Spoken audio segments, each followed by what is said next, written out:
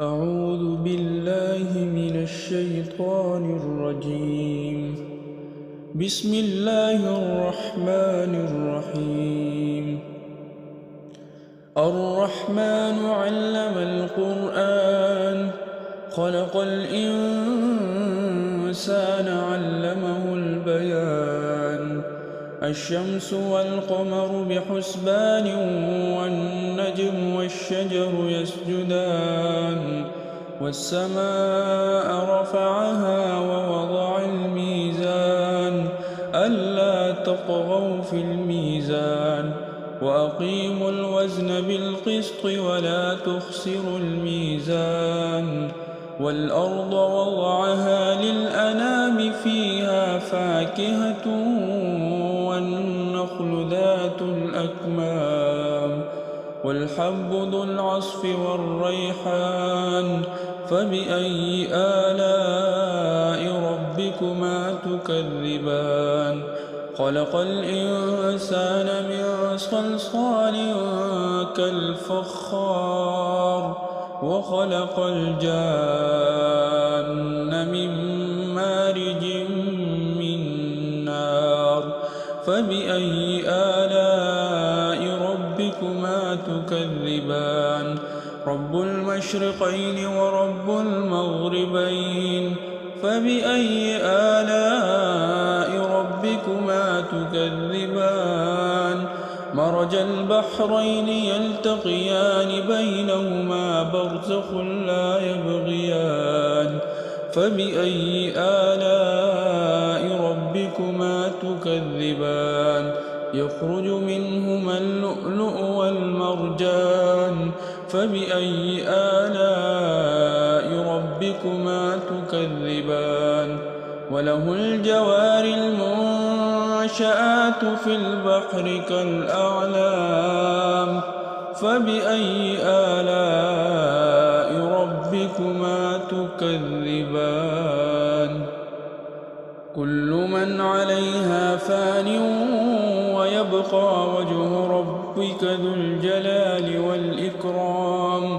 فبأي آلاء ربكما تكذبان يسأله من في السماوات والأرض كل يوم هو في شأن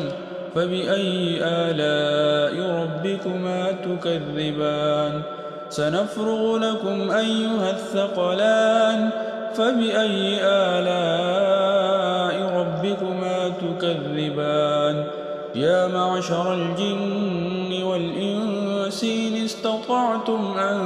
تنفذوا من أقطار السماوات والأرض فانفذوا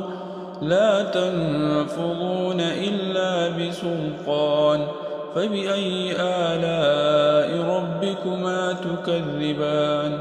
يرسل عليكما شواظ من نار ونحاس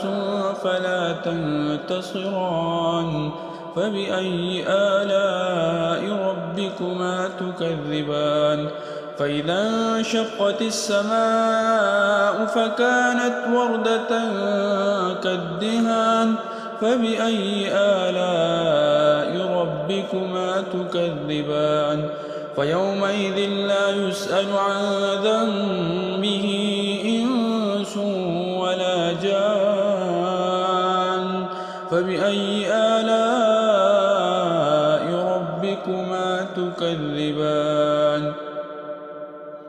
يعرف المجرمون بسيماهم فيؤخذ بالنواصي والأقدام فبأي آلاء ربكما تكذبان هذه جهنم التي يكذب بها المجرمون يطوفون بينها وبين حميم آن فبأي آلاء ربكما تكذبان ولمن خاف مقام ربه جنتان فبأي آلاء ربكما تكذبان ذواتا أفنان فبأي آلاء ربكما تكذبان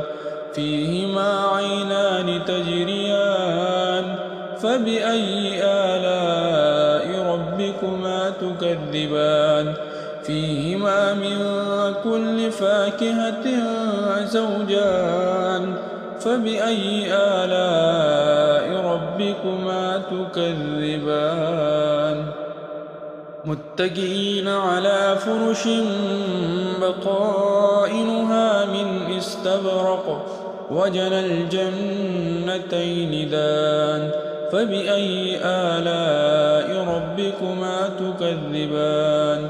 فيهن قاصرات الطرف لم يطمثهن إنس قبلهم ولا جان فبأي آلاء ربكما تكذبان كأنهن الياقوت والمرجان فبأي آلاء ربكما تكذبان هل جزاء الإحسان إلا الإحسان فبأي آلاء ربكما تكذبان